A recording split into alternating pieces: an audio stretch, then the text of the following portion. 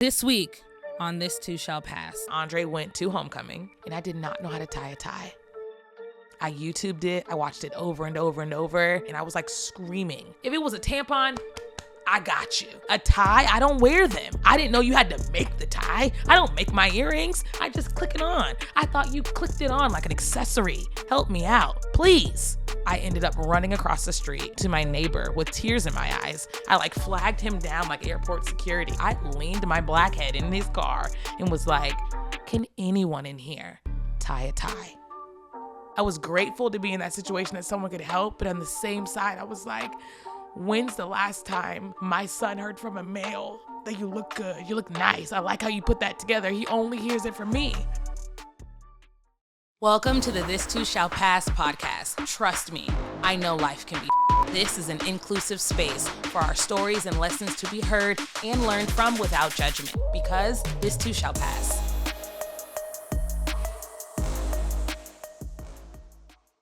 Today's topic is shame. When I said that word to you, what did you feel? Did you relate it back to yourself, or maybe pass it backwards into the audience and shift it towards somebody else who gives you shame? If I had to add a definition to the word, I would have to say, for me, shame is definitely a feeling. It's a feeling attached to one's personal morals or values or thoughts as to what is good versus bad. This might be a little bad to say, but I usually relate shame only in situations where I know I've been put out there or someone else can judge me for it. Then I feel like if it is bad, then shame can be associated. I do not give myself shame if I make errors or mistakes in private. Does that make sense? Like, I only have shame if it's public, or my mother saw it, or someone I know holds me to a higher standards, or I told my friend Carla I was going to go to the gym and I didn't. Then shame might be attached to that because I was supposed to have accountability, or I morally was not supposed to be in that situation. Or the famous term that I heard a lot growing up was, you were taught better than this. You know better than this.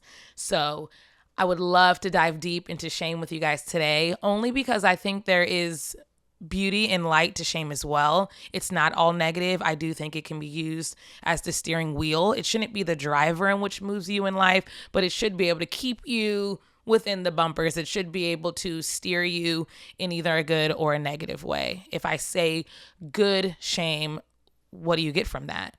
Maybe it's how we were raised, or our vocabulary, or you were meant to speak and not fight. Like, can you contextualize your feelings instead of just being explosive and reactive the whole time? Usually good shame could be like, I don't know, close your legs if you're wearing a skirt, eat with a fork, things that we know. But what about when it's attached to bad shame or guilt in the sense of morality or religion or the church?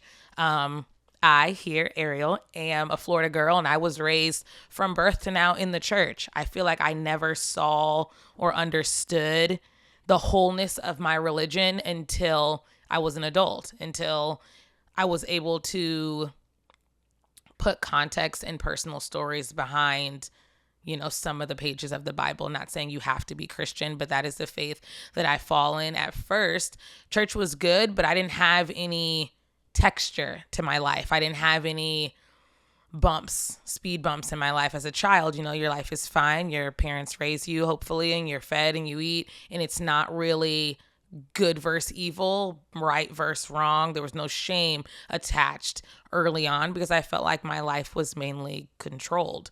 But when I was given control, when I had to drive my own vehicle of life, I did make some mistakes. I did make some left turns. And I think I'm growing to not try to live a shame-free life, because I feel like I said, shame is good. That lets me know morally, hey, maybe I shouldn't have been in that situation or talked to that person or did that action. But I'm trying not to live under shame, being afraid to be who I am, show the multifaceted layers of myself, and be okay to grow with you.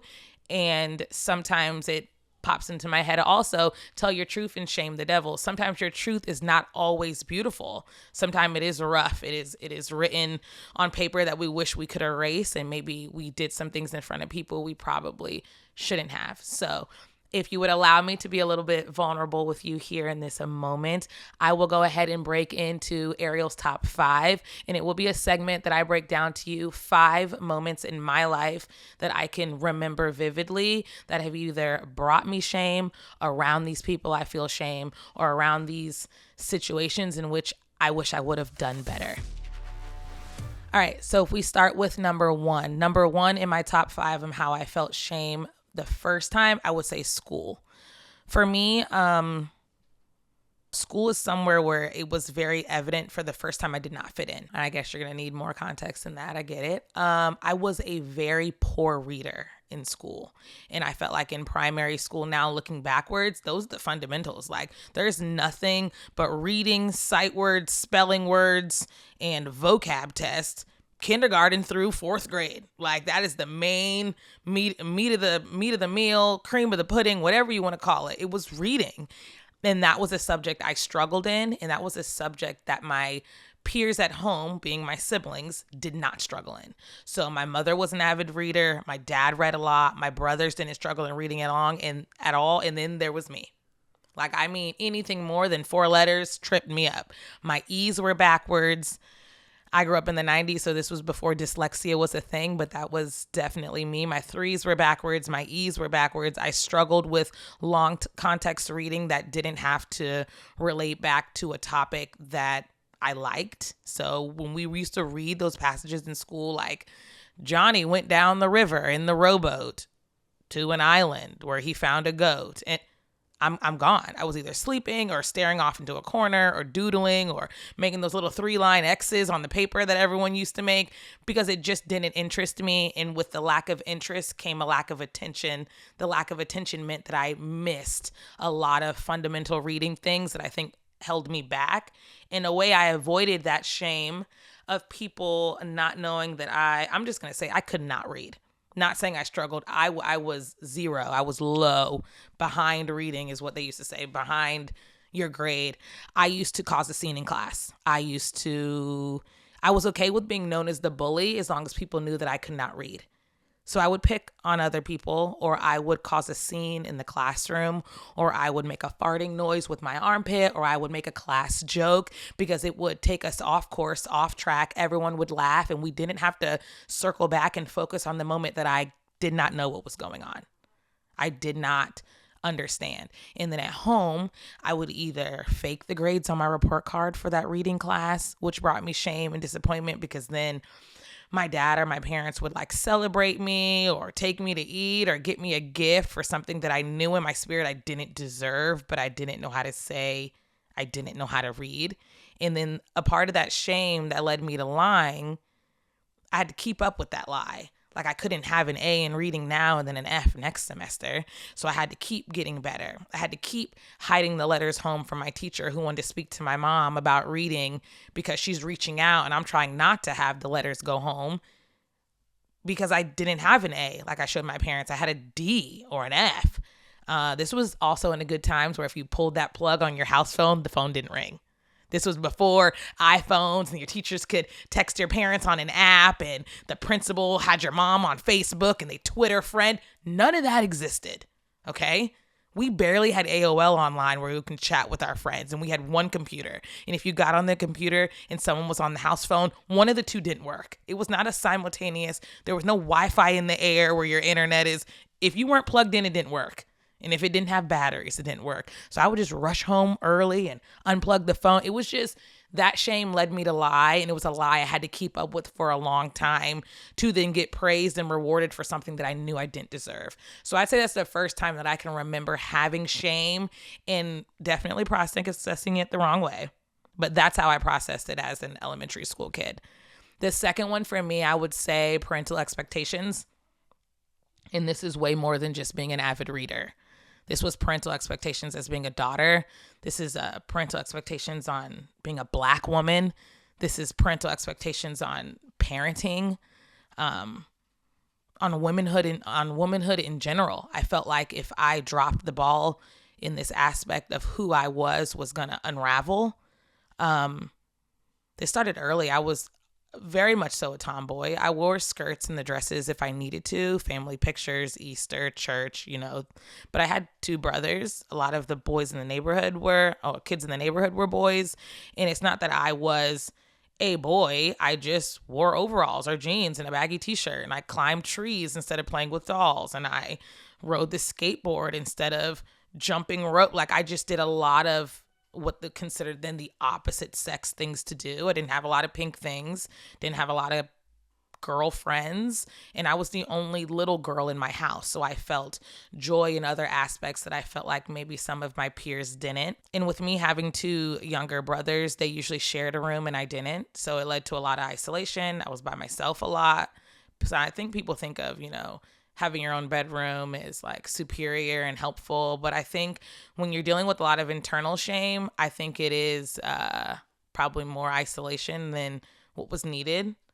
But yeah, parental expectations, even on thoughts, on boys, bridged into me later being sexually active, looking for acceptance because I didn't find it at home in the sense of what I was supposed to be, in the sense of being Black.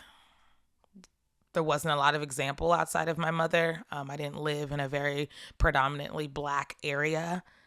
Usually in my classroom, it was me and maybe one other girl that was African American, but we were definitely not the majority.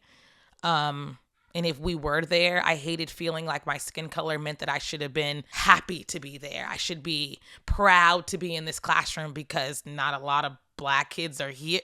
That wasn't my burden to bear.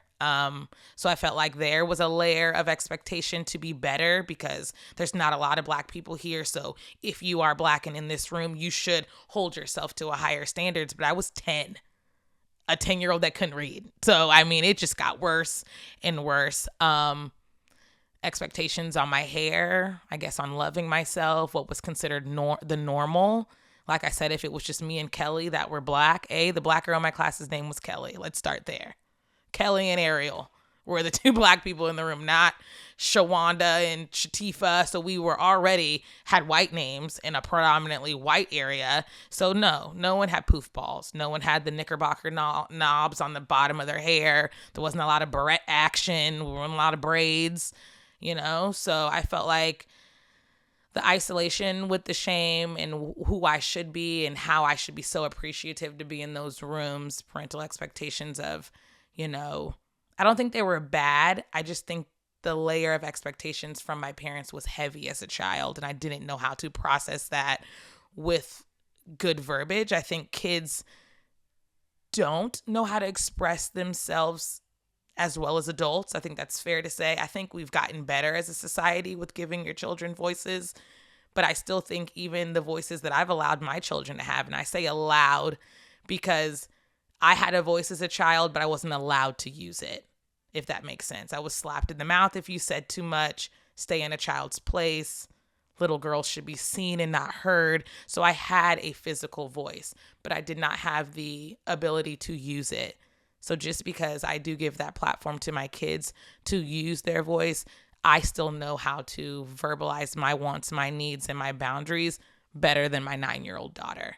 So those are the first two that I feel like I felt a lot of shame. It was in school and it was parental expectations on who I should be, which then did lay up a big wall in adulthood as to who am I outside of my parental wall of what they wanted me to be? Is there more boundaries outside of that? That wall that my parents put up to me on who I am, who they raised me to be, what my standards are, who am I? And do I have a brain to think outside that wall, or is this exactly who I am? We're going to go ahead now and take a break to the voicemail to a caller that called in. I do want to give the voicemail number real quick if you'll let me. We do have a voicemail, a call-in number here at This Too Shall Pass. I say voicemail number because I will never pick up and say, "What's up, girl?" It will always be a voicemail that you can leave your thoughts, opinions, and your questions. I would urge you guys all to do so because we may not always make it through all the emails. I may not be able to read all the comments on the post, but this voicemail, I do take time and due diligence to hear and respond, and we're going to play one here on the show, and the voicemail number is 321-300-6082. Hey Ariel, I found you on IG. I do have a question for you. Girl, how do you make your brand about being a mom? I don't know if there's a platform for me, if I need a platform, but the one thing that I am so good at is the one thing I don't want to identify as. Thank you so much for the voicemail, and we will have the caller, if she left her username, we'll leave it down below, so hopefully you can know that you are tagged in this segment, and your flowers that you gave to me are appreciated. You are loved. I want to also bounce it back to you onto a mirror and say, I am proud of you for raising your kids. I am proud of you for holding your head up high to be a single mother, and I love you so much for calling in. I do want to try my best to answer your question. You asked, is there a platform for you? Is there space for you? I think that ties into kind of what I was saying about my parents' expectations of me. I feel like sometimes as young girls, we don't notice that we carry it into adulthood, that whole women are gentle and quiet and not seen. There is definitely space for you. There is space for you even if you were not a mom, if you were just a single woman out here in the world.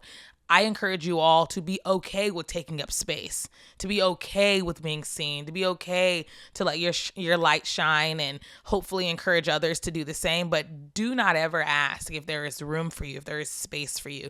There is always space. There is always room. You were stating that you do have a story to tell. You want to get your story out, that you have people or influences in your life that are telling you that you are a good mother. They see that in you. You're great at raising your kids. And then you're just having trouble, I guess, pushing forward with the full identity. I guess I would pause and say, is that an identity that you gave yourself, or is that an identity that someone else gave you? I would ask you, are your children old enough to say that you are a good mother, or are we thinking that our actions are filling someone else's cup?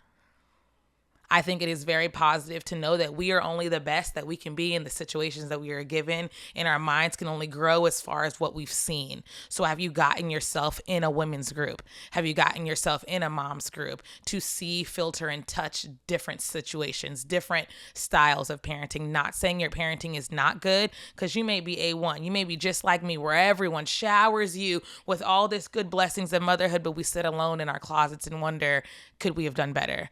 We're highly critiqued of ourselves. And I am okay with being on my platform, taking the light off of you and saying, I am not a perfect mother. I am not the best mom in the world. There is 100% room that I can and should grow. We have to be okay with knowing that these little humans that we love and that we put here are going to grow up, and in 18, 25, and 30 years, just like you have that good story to tell, they're going to have the good story to tell. And who are we in their story? And are you okay with being their villain? I have to know that I've done my best with the resources I have and with the time that I had available, with my best intentions to push my kids out there in the world. But I'm 100% okay. And I know out of my 5 kids, someone is going to have error or fault in what I did. Someone is going to feel empty or a void in a cup that I did not fill. Some people are going to think that the things that I did good for them with good intentions was done with malice and harmful intent. So I would say, do not start your platform because other people said that you are a good mom. I would start your platform from where you are today, and just be okay with being seen however you are perceived by your audience. It's not our job to control how other people see us. Our job is to just put ourselves out there in the best light. Some people are going to be your people and some are not. So even though you are in a small group, it sounds like that's saying that you are a great mom. I want you to know, if you step out there with those intentions, some people are going to think opposite, and you have to be okay with that. So I think your intent on stepping out there has to be a personal thought of your own. And we have to just know, as mothers, we are multifaceted. We are mothers, but we are also sisters. We are also daughters. We are also friends. We are also cousins. We are classmates. We are granddaughters. We are teachers. We are lovers. You have to be okay with being more than just a mom. I love you, and I really appreciate you calling in. And for everyone else that would like to call in and leave a voicemail, as I encourage you to do, again, the voicemail number is 321-300-6082. So if we move on to the list, and number 3 that I have for situations, people, or settings that have brung me shame, I would have to say the black sheep mentality. And the only way I can really describe that is feeling isolated or left out, or that longing to belong. I feel like it's always been in me. It's in me now. It's in my spirit. I notice it more during a breakup. I notice it more when I filed for divorce. I noticed it more when I was one of 6 women sitting in the domestic violence shelter. I wanted to belong. But I think if I dig deeper, I don't know if it's more so that I wanted to belong or I wanted to be accepted. Because I think I'm okay with being different as long as my different is accepted. So maybe I don't, because a black sheep, if you look at it on a screen next to white sheep, looks exactly the same. The only difference is the color of its skin or the color of its fur or whatever it is.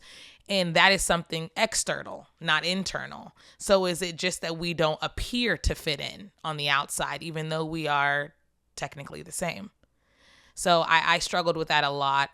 Even before I knew that I was adopted. If you didn't know I was adopted, hey, how are you? Scroll back and listen to some episodes. But I am adopted, and I feel like I had that black sheep feeling, or that there's more to me, or I don't fit in here early. My mother has some home videos. I got to see if I can find them of me. I was about 6 or 5, and I'm playing in the living room, and I just kept saying, I don't think I belong here. And my mom would say, why? And I would say, I don't know. I just don't feel like I belong here. And then at 10, that context grew to me looking around my room saying, hey, we're all black, like we're all African American, but we don't look the same. Like other people, yeah, it's not the color of the skin, but like we don't have simple features that are the same. My hands were different from my brothers. I was taller than most of the black women in my family. I was the only one that had dimples. Dimples is not something cute that is a hole in your cheek. It's actually a genetic defect that is passed down.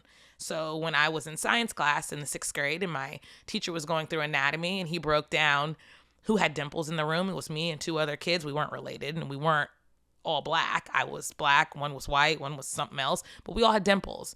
And my teacher broke down that it only goes 2 generations, that if our parents did not have dimples, then our grandparents on either side had to have dimples or we are not related to them. Little did he know he was the first person to drop a little seed in my brain that I probably was not from this family. Like I said in the beginning about children not being able to contextualize their feelings and their thoughts, that was me. I brung home that notion, that idea. I brung home all the worksheets in that class to my mom and she shot me down. Wrapped it back up in religion, which brings you shame, and says, God makes everyone differently, Ariel. Be grateful for what you have. Look at what you're blessed with. Wrapping it up in, again, I should be grateful. I'm black. I live a good privileged life. Why am I looking for the bad? Even though the bad that I was looking for is what made me me. And if me looking outside the boundaries of what you have for me is bad, then that must be shameful, which is what brung shame with me looking for my adoptive parents and it was just a lot of layers of knowing something didn't feel right, but not being able to contextualize my words and often feeling left out. Maybe that was in social circles in high school. I felt like being a black girl that cheered and did gymnastics, I had to also accompany that with a big personality. A big personality should be accompanied with a lot of friends. A lot of friends equals house parties. I needed to be popular. I felt like I was keeping up with the Joneses just to feel accepted, just to feel welcomed or seen as normal by my peers and who was around me. I think your circle really does matter. And be careful being around people that only praise you. You should have some friends in your circle that critique you, that tell you the truth about yourself, even in hard settings.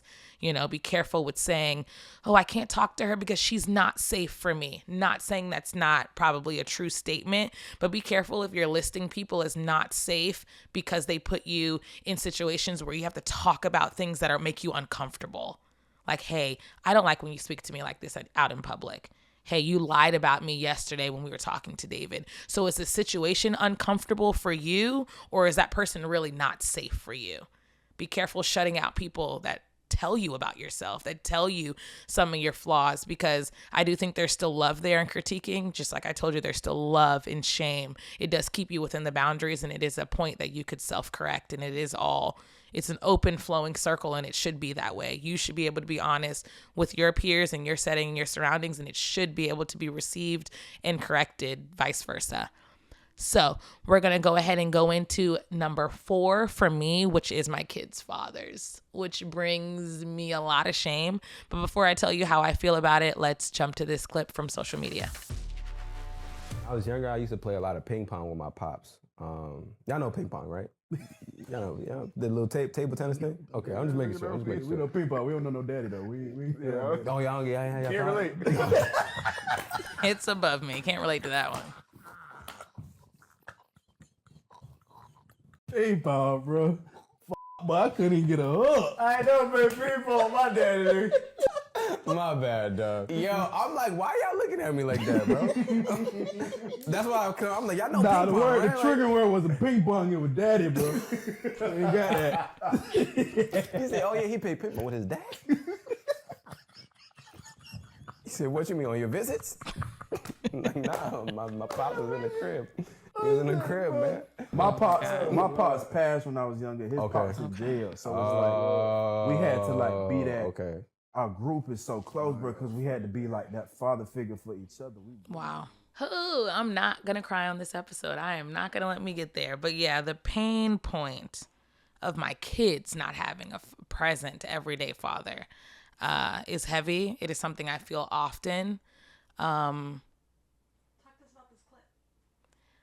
The clip mainly showed... it's three friends, and you just saw it. They're just talking, and they bring up something as simple as a dad. And two of them related only to not having a dad, and the other one thought it was about ping pong, the sport itself, or the table game itself. So it's crazy to know that what you experience in your day-to-day life can shift how you hear or see a situation, shift how you contextualize a normal conversation with people. I hate to know that something that's supposed to be natural is having a parent, because it does take two to tango. It's sad that that's something that I know my kids were related to the people that were laughing, saying, oh no, the pops is the absent problem. Because I've actually played table ping pong with my kids, but the whole dad part, yeah, that's missing. And I feel like that's a shame that I shouldn't carry. I'm here. I'm present. I want to be here. Why am I carrying the shame for someone else that's choosing to be absent? And it's crazy to know that, I mean, those were three grown men in that video, and they all still felt it.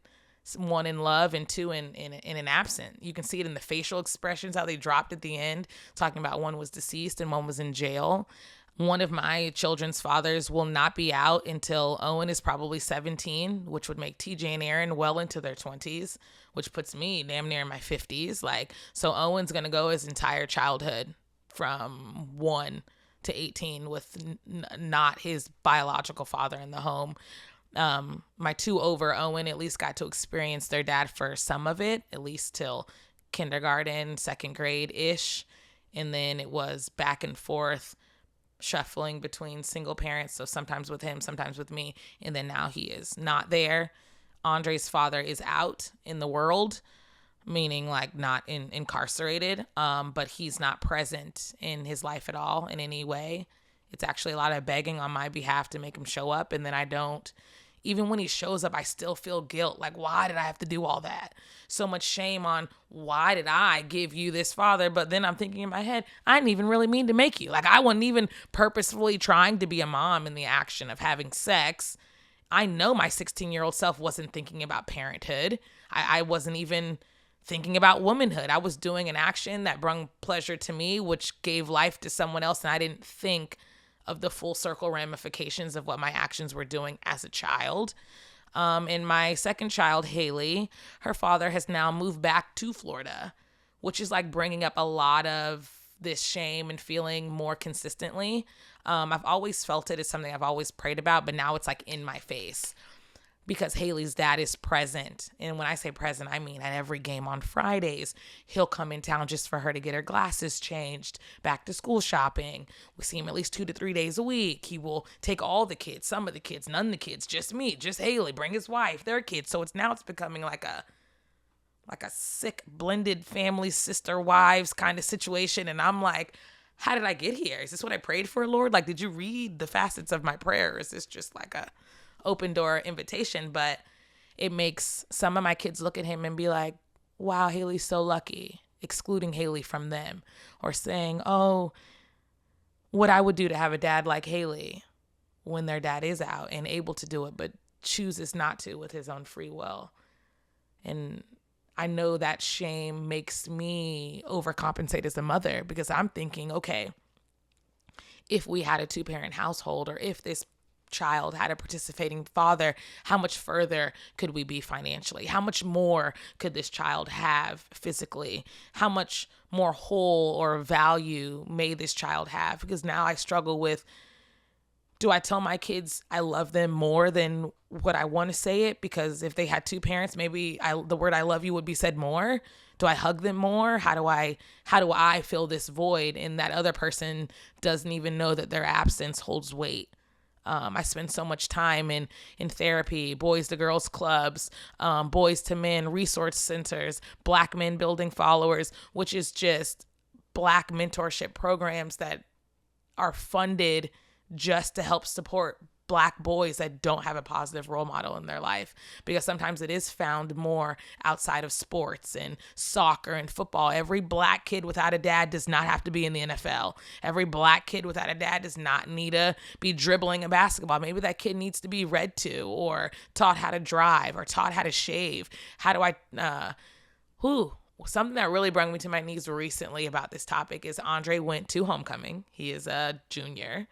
And he went to homecoming, and I did not know how to tie a tie. I YouTubed it. I watched it over and over and over. And I literally took that damn black tie that I spent $40 on, went in my closet, and I was like screaming into a pillow, of course. But even if it wasn't, it was out loud. I was so pissed. More so that someone of a male figure who wears a tie. If it was a tampon, I got you. A tie, I don't wear them. I don't use them. I thought they all came together with a little click and you just slipped it on the button. I didn't know you had to make the tie. I don't make my earrings. I just click it on. I thought you clicked it on like an accessory. All women's accessories have a clip. Help me out, please. The tie you have to make, it comes like a belt. You lasso it around. You got to measure it, and all in all, to say it was terrible. I did not figure it out. I ended up running across the street to my neighbor with tears in my eyes. He was getting in his car to go somewhere. I flagged him down like airport security. And I was like, he rolled out his window and he's like, yes. It was him, and I think he had two older sons in his car. I leaned my black head in his car and was like, can anyone in here tie a tie? And he was just so gracious and willing to help and happy to be there. And he even said something like, oh, my sons haven't asked me to tie their ties in years. I'd love to help you. Oh, you're going to homecoming. Gave my son a high five, patted on the back, told him he smelled good, told him he looked nice. And it broke me because I was grateful to be in that situation that someone could help. But on the same side, I was like, when's the last time my son heard from a male that you look good, you look nice, I like how you put that together? He only hears it from me. So yeah, that topic, as you can see, brings me a lot of shame and resentment and anger and frustration, basically for a role that I can't fill. The last number on my list that brings me shame is teen pregnancy. As you guys know, I am 33 and my son will be 17 next month, which puts me in the qualifications of being a single mother.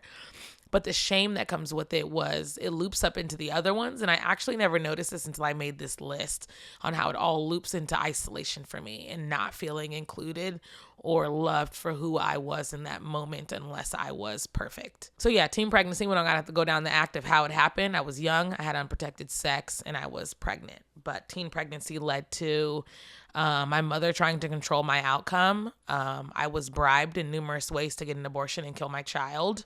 I didn't even think at 17 I thought of it as killing my child. I just thought of it as, if I take this pill, the pregnancy will go away. But I didn't do it because then my mother would win. I kind of kept Andre out of defiance because I can't say that I kept him with the intentions of being a good mother. I didn't even know how to be a good teenager. So to say that I wanted to be a good mother is a lie. I did it because this is the one thing my mother couldn't take from me.